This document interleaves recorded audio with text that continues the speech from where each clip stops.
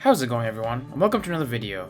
Today we're going to be going over what you should be doing in New World Aeternum, and what you should slowly be working towards as well, in a kind of roadmap format, to set you up to be a success for the later endgame content.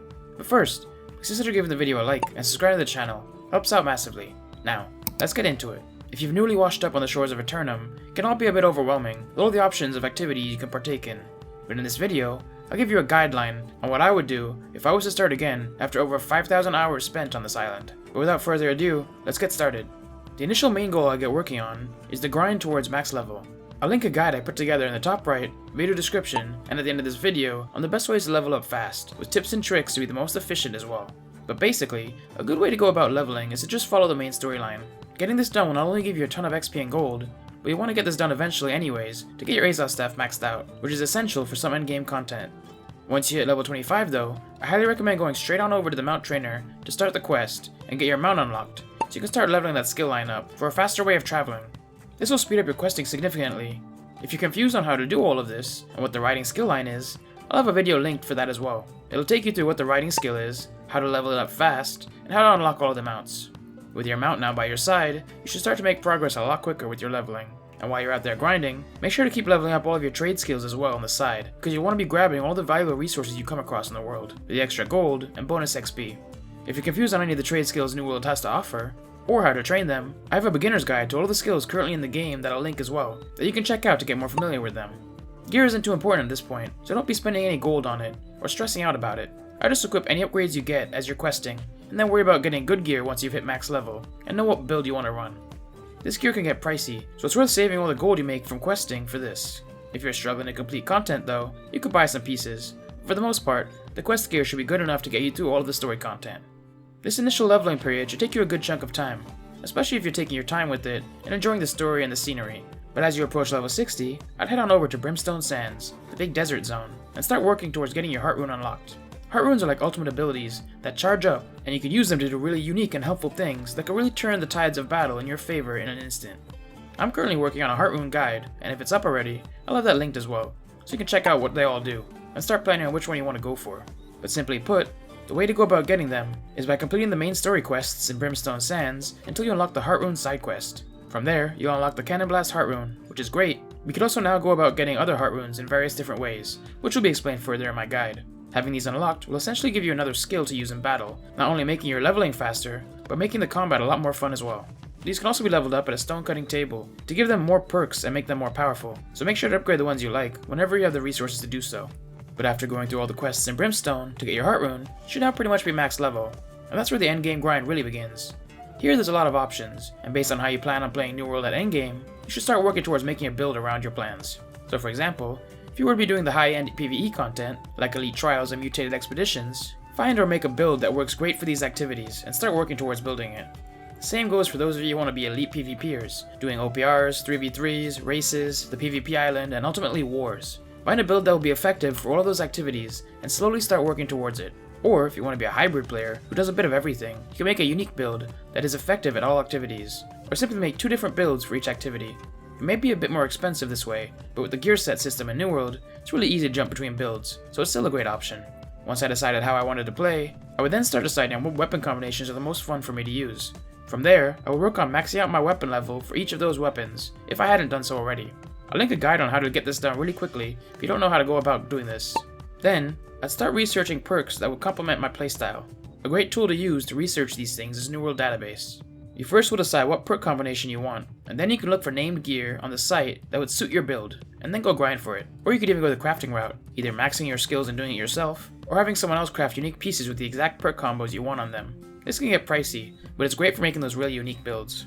Now, if this sounds like too much work for you, researching everything, I get it, and you could also simply just head onto YouTube and search up builds for the weapons you like to use.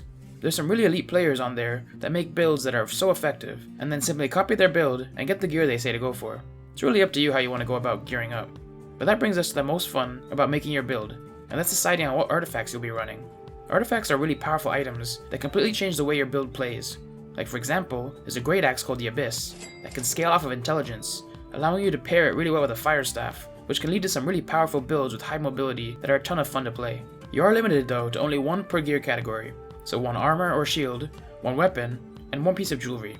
you'll want to decide on which 3 artifacts you will run, and then, that would be the first thing I would grind for my build. Most of them are pretty easy to get, although some can be a bit tricky, and then, once you get them, you have to complete a few tasks to unlock all of their perks, and finally, upgrade the artifact at a gypsum kiln to unlock its full potential. If you're not sure on which artifact to go for, since there's been so many added to the game since they were first introduced, I'll link to my artifact playlist, which will show you every artifact currently in New World and how to get them.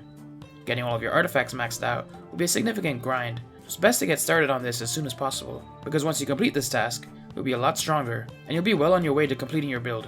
But at this point, you should be max level with what endgame content you want to do in mind, a Heartrune that suits your build, that you're leveling to max level, a speedy mount, a decent level in most of your trade skills, a build in mind you're working towards min-maxing, and 3 artifacts that you plan on maxing out as well. That's a really solid position to be in, and you should be able to participate in most endgame content at a really good level. For you PvEers, maybe avoid the highest mutated expeditions, unless you have the proper gems, know all the mechanics, and are very skilled at the game. But for the rest of the content, you should be able to run it at a high level, and you'll just slowly get better the more you improve your build and the more you play. For you PvPers, you should be able to hold your own in races, OPRs, 3v3 arenas, and even on the PvP island, but maybe avoid wars until you've min-maxed your build, as it can get pretty sweaty in there. But keep at it, as you'll slowly get better and better the more you play these modes, and the stronger your gear gets. And that pretty much covers it. Simply keep on grinding and working towards finishing off your last couple of goals, and min-maxing your builds, so you can be the best you can be in whatever it is you plan on doing at endgame.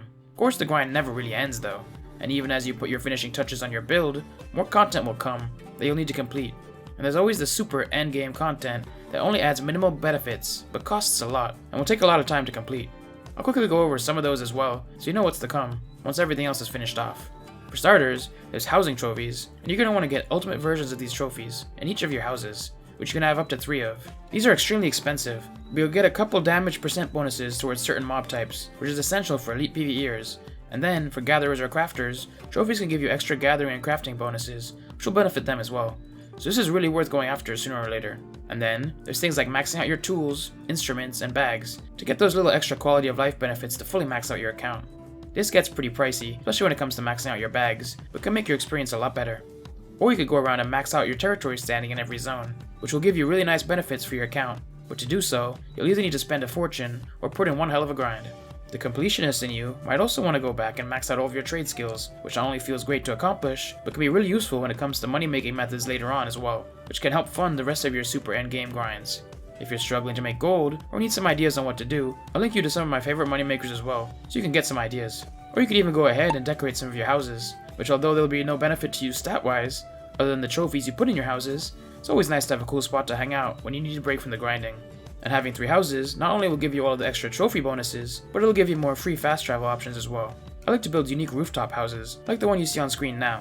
If you'd like to learn how to build your own rooftop house, I'll put up a link to a video guide on how to do so. There's just so much to do on the Isle of Aeternum, that if I were to keep going, the video would go on forever, so I'll leave it there. But let me know how your journey is coming along, and for you New World veterans out there, what's something I left out that you'd highly recommend new players to do? I'd love to hear from you in the comments below. Also, if you enjoyed the video or found it helpful, please consider giving the video a like and subscribe to the channel. It helps out massively. But until next time, have a good one. Thanks for watching another video. If you'd like to learn how to level up really fast in New World, click on the video to the left. Or, if you'd like to learn how to level up your weapons really quickly, click on the video to the right. And a massive shout out to all the channel members and patrons who help support the channel, seen on screen now. Links on how to become a member in the video description below.